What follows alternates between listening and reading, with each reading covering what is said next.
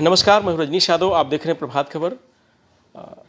मोदी सरकार के दूसरे कार्यकाल का आखिरी बजट है। आज संसद सत्र शुरू हुआ है, कल आम बजट पेश होगा। इस आम बजट में व्यापारियों को क्या उम्मीद है, इसको लेकर के हम बात करने के लिए राजधानी लखनऊ के सदर इलाके में हैं। हमारे साथ संजय गुप्ता जी मौजूद हैं। संजय जी, इस बार जो आम बजट पेश हो रहा है, तो क्या कुछ उम्मीद है, खासकर व्यापारियों की अगर बात की जाए तो? देखिए, 2024 में लोकसभा चुनाव हैं। ऐसे में देश के 8 करोड़ व्यापारियों के पास लगभग 40 करोड़ वोट हैं। तो मुझे लगता है कि केंद्र सरकार व्यापारियों के हितों की चिंता ज़्यादा करेगी, क्योंकि व्यापारियों के वोट से ही सरकार बनती है। वर्तमान में विदेशी ई कॉमर्स कंपनियों से व्यापारी बहुत परेशान हैं। देश के ट्रेडिशनल व्यापारियों का व्यापार चौपट हो रहा है। वो इस वजह से हो रहा है क्योंकि देश में ई कॉमर्स के लिए कोई पॉलिसी नहीं है। उत्तर प्रदेश आदर्श व्यापार मंडल की वित्त मंत्री जी से ये अपेक्षा है कि इस बजट में देश में ई कॉमर्स के लिए कोई पॉलिसी लागू करने की घोषणा करेंगी। साथ ही साथ रिटेल ट्रेड में बहुत सी समस्याएं हैं और रिटेल ट्रेड के लिए भी कोई पॉलिसी नहीं है। 51% तक का एफडीआई रिटेल ट्रेड में आ गई है। तो रिटेल ट्रेड के लिए पॉलिसी इस चुनाव में आ जाए, इस बजट में आ जाए तो मुझे लगता है कि अच्छा रहेगा। इसके अतिरिक्त व्यापारियों को कम से कम 10 लाख रुपए का स्वास्थ्य बीमा होना चाहिए, ये अपेक्षा है। क्योंकि व्यापारी समाज वो समाज है जो जब भी कोई दैवीय आपदा आती है तो सबसे आगे बढ़ के व्यापारी समाज ही सरकार का और समाज का साथ देता है। ऐसे में व्यापारियों के स्वास्थ्य की चिंता सरकार को करनी चाहिए। कम से कम 10 लाख रुपए का स्वास्थ्य बीमा व्यापारियों को देने का इस बजट में प्राविधान होना चाहिए। इसके अतिरिक्त व्यापारियों की सुरक्षा के लिए, बाजारों की सुरक्षा के लिए और जनता की सुरक्षा के लिए देश की सभी प्रमुख शहरों में, उनकी प्रमुख बाजारों में सीसीटीवी कैमरा लगाने की योजना इस बजट में होनी चाहिए। और बजट में सीसीटीवी कैमरे के लिए प्रावधान होना चाहिए ताकि बाजारें सुरक्षित रहें, व्यापारी सुरक्षित रहे और आम जनता सुरक्षित रहे। इसके अतिरिक्त 140 करोड़ की आबादी में मात्र 1.5 से 2% लोग इनकम टैक्स देते हैं। सरकार को इस बात की चिंता करनी चाहिए कि ऐसी क्या वजह है कि मात्र 1.5 से 2% लोग ही इनकम टैक्स देते हैं।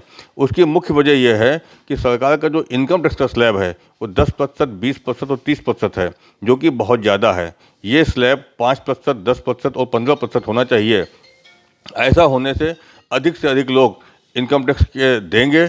आप देखेंगे तो कहीं ना कहीं ऑटोमोबाइल सेक्टर खूब आगे बढ़ा है। सड़कों पे लग्जरी गाड़ियाँ खूब हैं, बड़े बड़े बंगले बन रहे हैं, तमाम और लोग देश विदेश की यात्राएं कर रहे हैं, लेकिन इनकम टैक्स देने से बच रहे हैं। तो सरकार को चाहिए कि इस बात पे चिंता करें और टैक्स स्लैब को कम करें।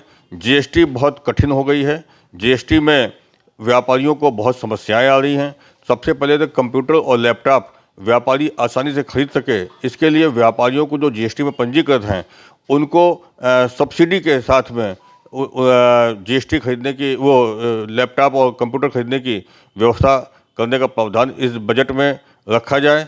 इसके अतिरिक्त त्रैमासिक और मासिक 2 तरीके के रिटर्न दाखिल करने की व्यवस्था सरकार ने की हुई है। इसको एक ही होना चाहिए, सभी के रिटर्न त्रैमासिक होने चाहिए, ये हम लोगों की मांग है।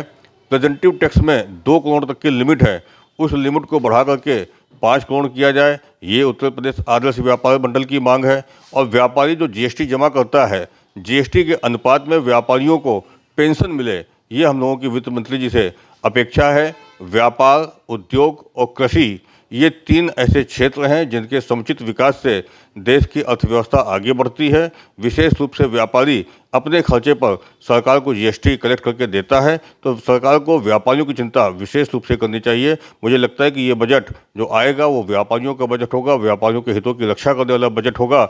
और व्यापारी आगे बढ़ेंगे तो देश आगे बढ़ेगा। तो मुझे उम्मीद है, उत्तर प्रदेश आदर्श व्यापार मंडल को ये उम्मीद है कि वित्त मंत्री जी इस बजट में अपना पूरा ध्यान व्यापारियों पर केंद्रित करेंगी।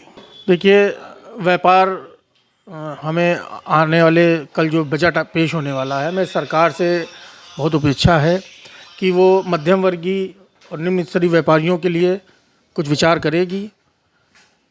E commerce company retail sector में जिस प्रकार से अपना प्रकोप फैला रही हैं, जिस प्रकार से मध्यम वर्गीय और निचले स्तर के व्यापारियों का शोषण हो रहा है और अधिकतर दुकानें और व्यवसाय बंद करने की नौबत पे आ गए, उस पर इनको कड़ा एक्शन लेना पड़ेगा।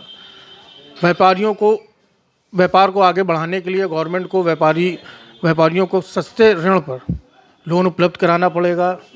व्यापारियों की सुरक्षा के प्रति सोचना पड़ेगा। और जिस प्रकार से महंगाई की दर बढ़ रही है हर चीज़ में, तो कस्टमर की परचेजिंग पावर कम हो रही है, चाहे वो सोना चांदी हो, चाहे वो ऑटोमोबाइल सेक्टर हो, चाहे वो खाने पीने की चीज़ें हों, उस पर सरकार को ठोस कदम उठाने पड़ेंगे, जिससे कि परचेज़र दुकान तक आए और खुलकर शॉपिंग करे, दुकानों से शॉपिंग करे, ऑनलाइन शॉपिंग ना करे।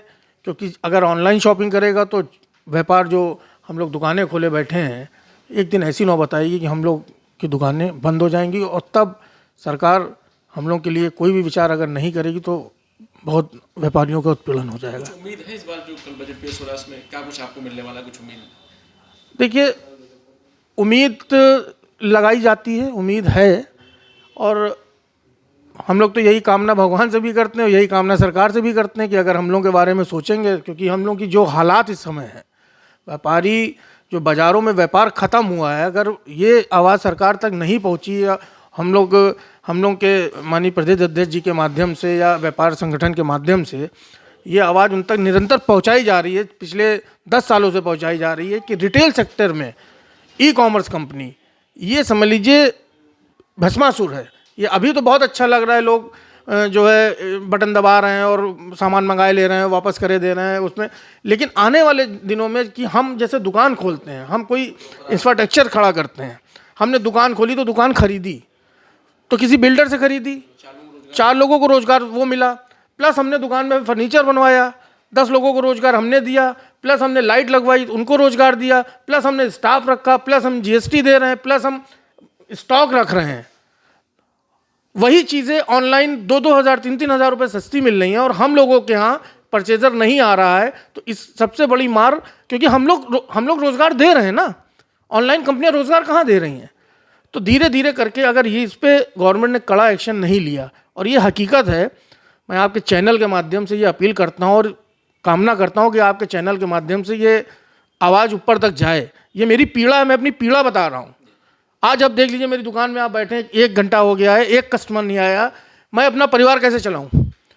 कर्जा मेरे ऊपर है, मेरी तरह अन्य व्यापारियों पर है, उसका हम कर्जा दे रहे हैं, हम बच्चे की फीस दे रहे हैं, हमारे लिए व्यापारियों के लिए कोई भी योजना नहीं, ना हमें स्वास्थ्य की कोई योजना मिलती है, ना हमें बच्चों की फीस में कोई वो मिलता है। कोरोना काल में हम लोगों ने बढ़ चढ़ करके हिस्सा लिया, लोगों तक राशन पहुंचाया, सामग्री पहुंचाई, दवाई पहुंचाई, यहाँ तक कि जो हो सका ऑक्सीजन सिलेंडर पहुंचाया। तो हमारे लिए, हम लोग तो अन्नदाता हैं, किसान अन्नदाता है, तो हम भी उसका एक पहिया हैं, तो हम ही को पंचर कर देंगे तो फिर हम क्या होगा? GST का स्लैब इनको तय करना पड़ेगा। देखिए, आप एक छोटी सी बात समझ लीजिए, अगर आप मेरी दुकान से, अगर मेरे इलेक्ट्रॉनिक व्यापारी हो, मेरी दुकान से लेते हैं तो हमें 28% 18% जो भी GST हो वो पे करनी पड़ती है। ऑनलाइन भी है, ऑनलाइन में वही चीज़ सस्ती है। हम तभी तो हम तो टैक्स कलेक्टर हैं, हम टैक्स कलेक्ट करके आपको दे रहे हैं, तो हमें उसका दर्जा दीजिए। हम लोग को नोटिसें भेजते हैं, कहते हैं कि कार्रवाई होगी, सख्त कार्रवाई होगी, तो हम लोग गुनहगार बना दिया वैसे ही गवर्नमेंट ने। तो हमारी गवर्नमेंट से यही अपील है, माननीय वित्त मंत्री जी से ये अपील है, इससे पहले और रक्षा मंत्री थी, अच्छा काम किया, वित्त मंत्रालय में भी अच्छा काम कर रही हैं। एक निम्न व्यापारी होने के नाते मैं हाथ जोड़ करके ये अपील कर रहा हूँ कि रिटेल सेक्टर में FDI को ख़त्म किया जाए, क्योंकि भारतीय जनता पार्टी की सरकार है और भारतीय जनता पार्टी ने कांग्रेस की गवर्नमेंट में रोड पर उतर के जंतर मंतर पर इसका विरोध किया था। कांग्रेस की गवर्नमेंट 30% होलसेल सेक्टर में FDI ला रही थी। अमेजॉन, फ्लिपकार्ट, इन कंपनियों को तत्काल बैन किया जाए। इसलिए बैन किया जाए, आप उनसे कहिए कि आप हमारे हिंदुस्तान में आइए, अपना इंफ्रास्ट्रक्चर तैयार करिए, हमारे लोगों को रोज़गार दीजिए, अपने स्टोर्स खोलिए, हमें कोई आपत्ति नहीं है। आप यहाँ मॉल बनाइए, आप अपने बड़े बड़े स्टोर खोलिए, हमारे लोगों, आप स्टोर अकेले तो चला नहीं पाओगे, हमारे लोगों को रोज़गारी तो दोगे ना। आप आइए, लखनऊ में खोलिए, बॉम्बे में खोलिए, लेकिन हमारे पूंजी विदेश नहीं जानी चाहिए। गवर्नमेंट ने कहा था विदेशी पूंजी निवेश कराएंगे, कहाँ निवेश हुआ भाई? लुलु मॉल खुला, अच्छी बात है, अकेले तो नहीं चलेगा ना, 2-4 हज़ार लोगों को रोज़गार दिया होगा ना। हमारे योगी जी ने उनको सब्सिडी दी, ज़मीन दी। आप आइए, इंफ्रास्ट्रक्चर तैयार करिए, हमारे यहाँ बच्चों को नौकरी दीजिए। जो B.Tech किए बेचारे चाय बेच रहे हैं, पकौड़ा तल रहे हैं, क्या इसी दिन माँ बाप ने 5-5, 10-10 लाख रुपए लगा करके बच्चों को पढ़ाया था? इन सब चीज़ों को ख्याल रखने की ज़रूरत है। नहीं ख्याल रखेंगे तो शायद लंका जैसी स्थिति भी हो सकती है। आगे आने वाले समय में 2024 का चुनाव है, उसको देखते हुए केंद्र सरकार व्यापारियों का खास तौर पर ध्यान रखे। इस चीज़ पर हम लोग मांग करते हैं कि ई कॉमर्स कंपनी सबसे पहले व्यापार को जो नुकसान पहुंचा रही है, रिटेल व्यापार को, ई कॉमर्स कंपनियों पे पूर्णतः लगाम लगनी चाहिए, जिससे देश में जो आम व्यापारी है, जो बिल्कुल निचले तबके का व्यापारी है, वो ई कॉमर्स कंपनियों से बहुत परेशान है। हमारी वित्त मंत्री जी से मांग है कि इस बजट में इसकी कोई एक नीति जरूर बनाए। जीएसटी को लेकर के भी कई सारी समस्याएं आती हैं। हाँ जी, जो ये मासिक जीएसटी का रिटर्न दाखिल होता है, वित्त मंत्री से निवेदन है कि इसको तिमाही करा जाए, इसको देखा जाए कि इसका स्लैब हर तिमाही में ही हो, तभी ठीक रहेगा रिटर्न। और हम लोग बहुत उम्मीदें लगा के बैठे हैं इस बार बजट में। प्रभात खबर.com, विश्वास वही, रफ्तार नहीं।